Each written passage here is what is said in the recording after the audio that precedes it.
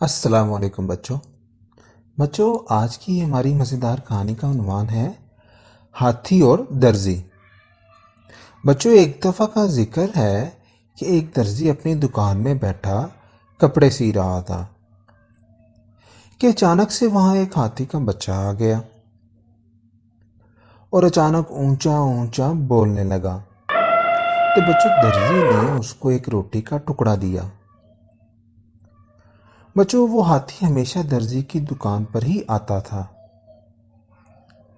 تو بچوں ایک دن ہاتھی آیا لیکن درزی نے اس کو روٹی کی بجائے سوئی چبھا دی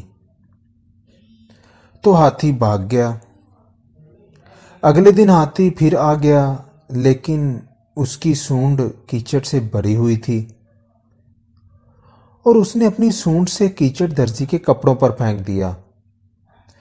درزی کے سارے کپڑے خراب ہو گئے اور درزی سر پکڑ کر رونے لگ گیا۔